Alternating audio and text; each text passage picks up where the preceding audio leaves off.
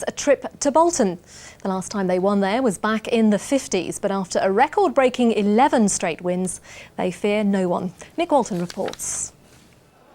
For all the romance of the Cup, there's little love lost between these sides. You only have to look back to the clash at the Valley earlier this season. The prospect of a Wembley semi-final for the winner will only add extra spice.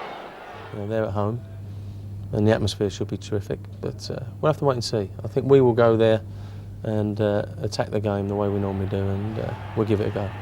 Andy Hunt's goal secured victory over Coventry as part of Charlton's record 11-match winning run. But Bolton have beaten 3 Premiership sides this season.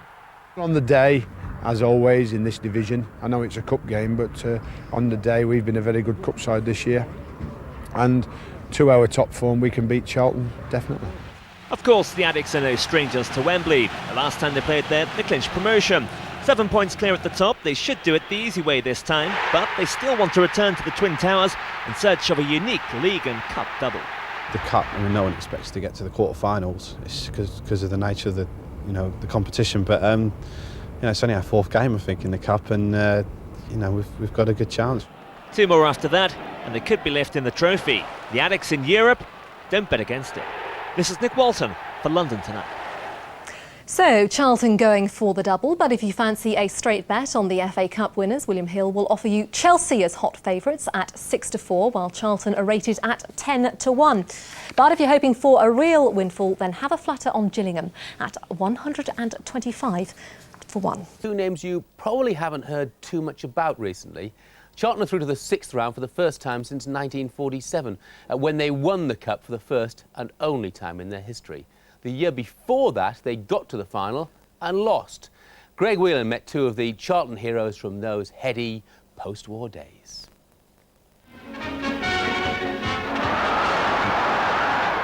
Wembley Stadium and the 66th Cup Final.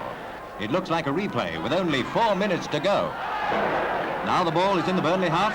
There's a goal-mouth scramble for the ball. Duffy gets to it and slams it into the goal. 1-0 victory snatched in the last few minutes of extra time gives the cup to Charlton Athletic. They made headlines in a 2-season climb into Division 1. Now they've notched 1 more club record by winning their first FA Cup. And that's the way it went at this year's Cup Final. Charlton's proudest day. Cherished memories for young right-winger Les Fell and for right-back Peter Crocker, brother of the late Ted Crocker, who would one day become FA Chief Executive. Have come, look at that. Have gone, leaving a sweet memory. There's a lot of people about here. I'll tell you what, do you remember when the ball burst? Yeah. Sam, it was in that goal, wasn't it? Yeah. And he threw it out. He threw it out here. But it was a good job he had the presence of mind to throw it. If the war hadn't come, I should think through the 40s, Charlton would have been the equivalent of Manchester United last season, because they were one of the, with the players they'd got there in those days, they had some terrific players. During the war, they were here 2 or 3 times during the war in wartime cup finals, and before the 2 after the war. Their first semi-final in peacetime. It was Bolton who stood in their way. At Villa Park, it was Les who supplied the cross for Chris Duffy's opening goal. But the highlight of the game, of course, was in the second half when we got our second goal, when Chris picked up the ball in the halfway line, and somehow or another he just went through the whole team and plonked it and put it in the back of the net inside. It was funny after the match because there were Bolton players, there was 3 or 4 of them saying that reckoned that he'd beaten each of them twice, and another chap said, well, he beat me 3 times. And that was, I realised we got to Wembley, and that was the real highlight of the career, no doubt about that. It was Fell's finest hour, but a low point for Peter. He'd broken his leg just days before the game. Oh, I thought that was the end of the world. Anyway, it was, I got it round the right way, didn't I? I missed the one we lost and played the one we won. Here comes goal number 1. Dally Duncan miskicks and Charlton's Bert Turner kicks through his own goal. In this day and age, their chap would have got the credit for the goal. I don't think it would have been down as an own goal. but probably being in a cup final, it sounds better. It makes a better headline. Although Turner made amends at the other end, there was no stopping Derby in extra time. I think it was just the fact that the older ones in Cheltenham's team ran out of steam. Well, it was a big disappointment because I didn't dream that they would ever lose 4-1. Jimmy C did say, I mean, I can remember it down in that dressing room after the match. He said, "Don't worry, lads, we'll be back here next year and we'll win it." Yeah. Didn't he? Remember that? No. Oh, you're hopeless. Oh, yeah, I've got a memory like you, Peter, don't you worry. I think it was one shower and one of those.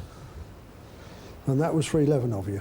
That's a long way down there. Careful, Les, the water's cold. That's a long way down there. Yes. Do they provide wheelchairs? You know, they're going uphill too. Oh, that's what the buses are for. Yeah.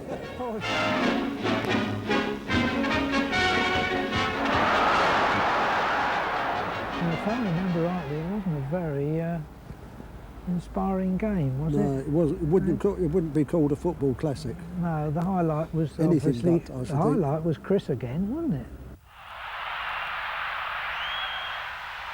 This ball came across from Bill Robinson, took the ball down the line across this thing, and Chris stood in it, swung his right foot at it, and it went in the back of the net like a rocket. Right on the edge of the area. Yeah, I stood there, I couldn't believe it, because this was in extra time as well.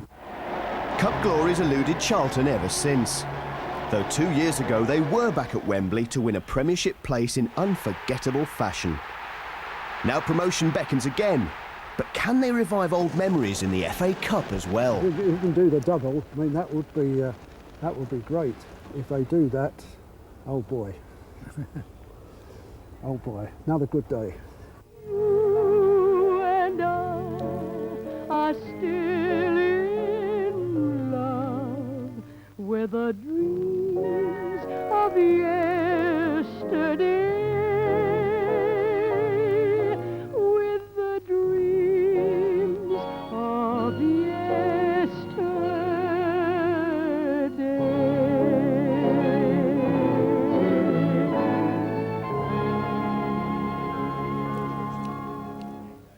Some lovely memories for Charlton fans, and you'll need a good memory actually for a Charlton fan if you're trying to think of the last time that you won at Bolton, because it was way back in 1955.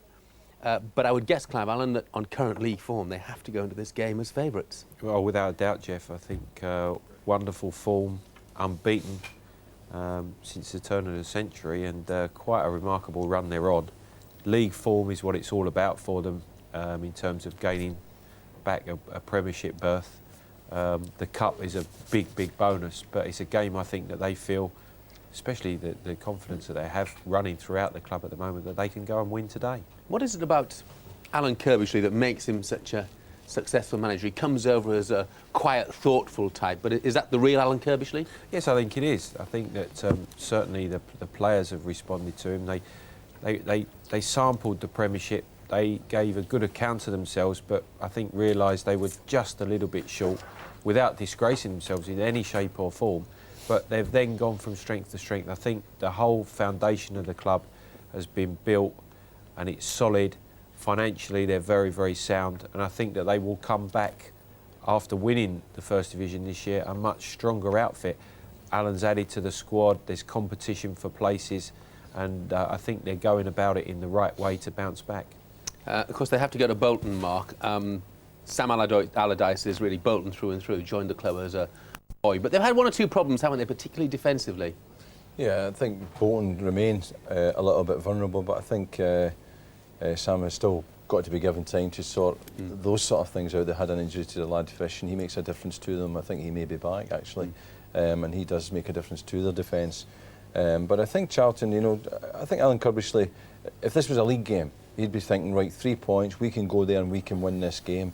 But I think he's, you know, an astute enough manager to realise that it's not necessarily like that today. This is the first, it's a cup game, and it's only, it is a European game in the sense of, you know, if it's a draw, then fine, he'll be quite happy to take them back and play them at home, and they can win the game there. So there's not a huge pressure on him in that respect. I think that they'll play it slightly differently than they would if it was a if it was a league game. I mean, obviously he says, Frank, that the league is the priority, but it's important to get the ball rolling, isn't it? You know, you go to a cup game, you have a bit of a setback there, and that can easily affect your league form as well. Can knock the confidence. I watched them during the week, and they're really playing terrific. The boy Robinson in the left wing is scoring important goals, looking really lively. Hunt is having a great run. But Sam Allardyce, apart from getting beaten Saturday, had 3 wins out of 4. He turned it, I think it was a defeat against Tranmere, that he said that they were playing a little bit fancy Dan football and they wanted it a little bit more direct. Anyway, they had some good results after that. But Clive's already said that 100% record in this century it's fantastic, and I think they'll keep it. I actually think they might just sneak it as well, but it's almost as though things are too good for Charlton at the moment, and it's coming up to a cup game, and you know what happens in cup games, it could go the other way so easily. But I'm still going to stick to Charlton by the odd goal. Are you surprised, Rod, at how superior in terms of the First Division Charlton have appeared to be? I'm astonished, because when Clive at the start of the season said he thought that Charlton would be an automatic bounce straight back up again, I was one of those that said I didn't think they would. And but Alan Kirbishley, and this is something I have said, I think Alan Kirbishley is a brilliant young manager. I can't see why he's staying with Charlton. He could go on to become with a big club, but that's his prerogative. Obviously, he loves the club and that. But I believe that one day Kirbishley will go on to become a top-class manager of a top-class team. Having said that, I've got one of the worst quotes of anybody ever. It's from Sam Allardyce. I'm just reading it here, because he's superstitious, apparently. And he says, and I quote, "I have been on Sky 7 or 8 times with teams I have been in charge of, and I've failed to win a match. Never mind draw one." Yeah? But Sky aren't doing it. Sky's not doing not the game. live today, so that's what he's we're happy just about. pleased, yeah. Exactly. So he's got a good chance of winning then? No, but he says he's failed to win a match, never mind draw one. Yep. But a lot of players When have, Sky are players, covering and, players and managers do have some very strange absolutely. superstitions, don't they? Yeah. And that is strange, and it's also a dopey quote as well. Pick-up semi-finals since 1947. The First Division leaders head to the Reebok Stadium in search of a club record 12th straight win. But despite being just a game away from Wembley, manager Alan Kirbishley still insists his only concern is promotion. He can't stop grinning at the moment, and who can blame him? Alan Kirbishley has guided Charlton to 11 straight wins, and now they head for their FA Cup quarter-final date with Bolton, leading the First Division by 7 points. We can go up there a little bit more relaxed, if you like, in terms that we've got our league game out of the way in midweek and we were successful. But nevertheless know that we're in for a really tough game up there, and I'm sure Bolton will fancy their chances just as much as we do. Charlton's sole FA Cup triumph was in 1947, and that was also the last time they reached the semi-finals. A repeat of that glory would of course be most welcome, but the #1 priority remains promotion. We just want to go up. It's great that we're in the FA Cup, and we will give it our best shot at the weekend, and if we get through then we'll take it from there. It's easy to forget just how far Charlton have come under Kirbishley. He inherited a club without a ground and in financial turmoil. 9 years on, it's simply unrecognisable, with sell-out crowds at the Valley watching their team smash club records. I certainly couldn't imagine when I took over with Steve Gritt playing at Upton Park in front of 4,000 people with no ground that would ever be in this position now, and sometimes we need to remind ourselves of that. But then on the other hand, I think we've got to look forward, and we can see now how big we can become if we're successful. That success has had rival chairman drooling. Not that Kirbishley has ever been tempted by greener pastures. I was really grateful for the chance of becoming the manager of the club, and I'm quite a loyal person, and you know, I think I've definitely repaid the club. I'm sure they would say that, but as I see it, the job's not finished, and you know, I'm desperate to go back into that Premiership, and hopefully we can do it this year. And with a cup semi-final into the bargain, Kirbishley might then consider it a job well done. David Jones, Sky Sports. The all First Division tie between Bolton and league leaders Charlton, and that'll see friends and former teammates lining up against each other. Bob Taylor wants to hit the target for Bolton. Andy Hunt will search for Charlton goals. 2 years ago, they're both wearing the same kit as the West Bromwich Albion strike force, as Steve Lena reports.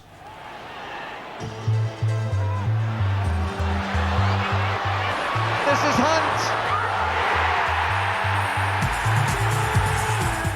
Anything Andy Hunt can do, Bob Taylor can match. They both scored the goals that took their sides to the quarter-finals today, and they once formed one of soccer's most lethal partnerships. At West Bromwich Albion, they clocked up 431 league appearances between them, and the goals they positively reined in. In 6 seasons, they amassed a total of 164, both becoming cult figures at the Hawthorns, following in the footsteps of Allen and Astor. Their first season together saw Albion promoted to Division 1, Hunt scoring the opening goal in the playoff final. The Black Country went bonkers. The two know each other well. Andy's got a good attitude to his football. You know, he works hard. And you know, he looks after his body, which in football nowadays it's one of the main things you have to do, and he does that very well, and it showed. I mean, his enthusiasm, his spirit for the game, and just his endeavour, all-round player and everything. It's just brimming him out. He's brimming with confidence at the minute. I think I was a sort of understudy when I went to West Brom because Bob had, you know, he was a cult hero there and he scored loads and loads of goals. I think we played well off each other and we were both sort of, you know, very mobile players, both got around the pitch well and chipped in with quite a few goals. So, you know, and I think there wasn't a selfishness between each other. You know, if Bob had a chance to give me the ball, then he would, and vice versa. So we got on really well. After Albion, their career routes took them both to the Premiership. Taylor on loan at Bolton before making the move permanent. And Hunt with Charlton in their first season in the Premiership. Both hanker after a return, but it's eyes down for the FA Cup this weekend. The chance to go to Wembley in an FA Cup final is a dream for most players, isn't it? And you know, the league's going really well. We haven't had to sort of have any replays. We haven't had to. The cup hasn't dragged on for us. We've only played, I think, 4 games in the cup. I suppose going in against Bolton would probably be the favourites because of how we're going at the moment. But if we win that game, we're not going to get an easy draw in the next round. And one-offs, you know, it's been proved all season that one-off matches, cup upsets happen all the time, and so we'll have to be on our toes. But you know, we know we're in for a tough game on Saturday. They're there to be shot at. You know, and it'll give us a big lift if we can beat them. You know, I mean, there's 2 incentives, albeit, you know, to get to play at Wembley in the semi-finals, but also it'll do, you know, might do our league form some good as well, because we have to come up against them in the league, and it just might kickstart us for the push into the end of the season. From brothers in arms to FA Cup opponents, Hunt and Taylor will put their friendship on ice for 90 minutes. But will the former teammates offer any words of encouragement to each other? I'm sure he'll give me a bit of grief in the tunnel or something, but you know, nothing too bad. I mean, so we're friends, so we'll be right. And top professionals on the pitch, just giving it all and having a chat and a beer afterwards. Don't know about a beer. Curbs isn't too happy about us drinking, so maybe that's why we're top of the league. I don't know, but tends to avoid the alcohol. But yeah, I'll have a word with him afterwards. It's a long time since I've seen Andy, and I think he's forgot my phone number. So always me ringing him. I think he's a bit tight with the money and the phone bills and that. But yeah, I mean, I'll have a chat with him, see how he is and that. I mean, obviously I know how he is and he's doing well, but just to see him, because it's been a long time since we have seen each other. So you know, it'll just be to renew friendships again. You can tell they like each other because they're giving each other stick. Yeah, Alan Kibble's just changed his tune, hasn't he? Do as I say, not as I do. Who'll win that one? Bolton always, you know, threatened to do very well and just seemed to miss out. Charlton are flying, 7 points clear at the top. I mean, what, 9 months since they were relegated? I won't be surprised if Charlton gets to the semi-final. That means Bolton will probably win.